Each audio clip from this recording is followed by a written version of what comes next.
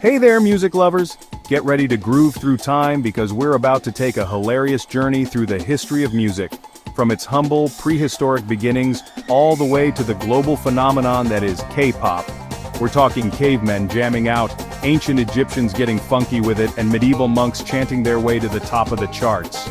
Okay, maybe not the charts, but they were definitely chanting.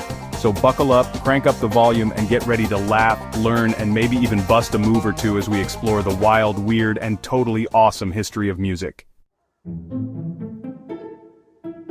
Picture this. It's 40,000 BCE, you're a caveman named You've got a scraggly beard, you haven't showered in, well, ever, and you're really feeling the rhythm. You pick up a stick, you hit a log, and you think, hey, this slaps. And bam! The first drum beat is born. That's right, folks, music started with a caveman, a stick, and a whole lot of rhythm. Then, some genius, probably named Uga, picks up a hollow bone and blows into it.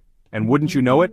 The flute makes its grand debut. You gotta love it, humans invented flutes before they invented the wheel. Clearly, music was a top priority back then. Fun fact time. Did you know that the oldest instrument ever found is a bone flute from Germany that's over 43,000 years old? That's older than your dad's jokes. Fast forward a few thousand years and humans are starting to get fancy.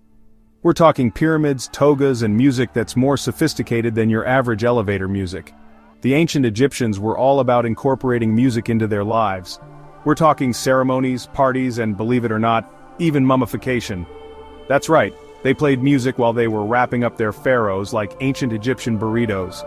Meanwhile, over in Greece, those brainy philosophers weren't just busy inventing geometry and democracy. Pythagoras, the guy who's probably best known for his theorem about triangles, was also a music nerd. He was like, hey guys, did you know that music is basically just math?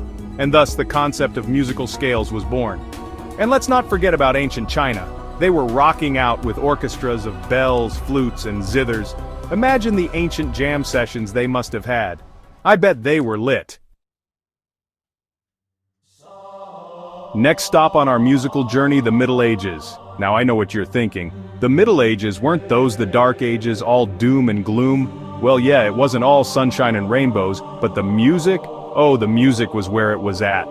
First up, we've got the monks and their Gregorian chants.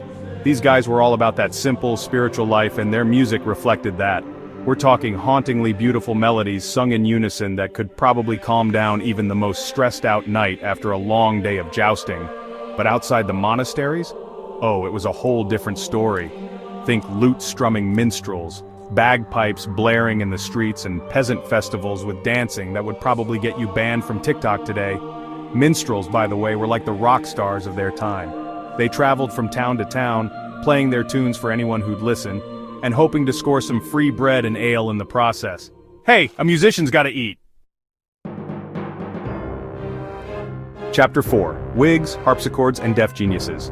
Classical royalty, 1600s, 1800s. Hold on to your powdered wigs, because it's time to talk about the classical period. This is where things get really fancy.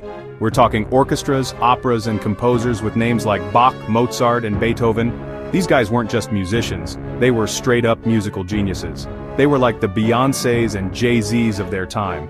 Bach, the master of counterpoint, could write a fugue that would make your head spin, in a good way of course. Mozart, the child prodigy, was composing operas by the time he was like 5 years old. And Beethoven?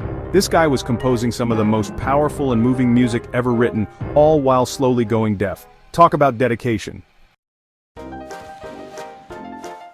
Hold on to your fedoras, folks, because we're jumping into the 20th century where music got a whole lot cooler. It all started in the smoky jazz clubs of New Orleans, where a new sound was born. Jazz, with its syncopated rhythms, improvisational solos, and infectious energy, took the world by storm. It was like music said, hold my drink, I'm about to get creative. But the musical innovation didn't stop there.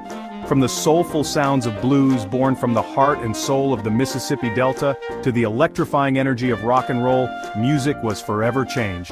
Elvis swung his hips, Chuck Berry duck-walked across the stage, and teenagers everywhere screamed their hearts out. The latter half of the 20th century was all about breaking down barriers and embracing the music of the world. From the spicy rhythms of salsa that set Latin America on fire to the laid-back vibes of reggae that chilled out Jamaica, thanks Bob Marley, the world became a global dance party. Afrobeat, with its infectious grooves and powerful messages, got everyone moving, and Bollywood took musical storytelling to a whole new level with its elaborate dance numbers and catchy tunes. The world was finally realizing that music is a universal language that transcends borders and cultures. Hold on to your iPods, folks, because we're blasting into the 21st century. The digital revolution changed everything. Suddenly, we could carry thousands of songs in our pockets thanks to those magical devices called MP3 players. Just don't ask where we got all those songs from. And then, in the 2010s, the world got hit by a K-pop tsunami. BTS, Blackpink, EXO, these groups weren't just making music, they were creating a global phenomenon. The synchronized dancing, the catchy hooks, the fashion, the fans. K-pop took over the world, one catchy tune at a time. So there you have it, from Cavemen concerts to global superstars. Music has always been with us, through war, peace, love, heartbreak, and even TikTok trends. It's the soundtrack to our lives, the rhythm to our souls, and let's be honest, sometimes the only thing that keeps us from losing it completely. If you laughed, learned something, or just bopped your head along the way, don't forget to like, subscribe, and slap that notification bell like a medieval drummer.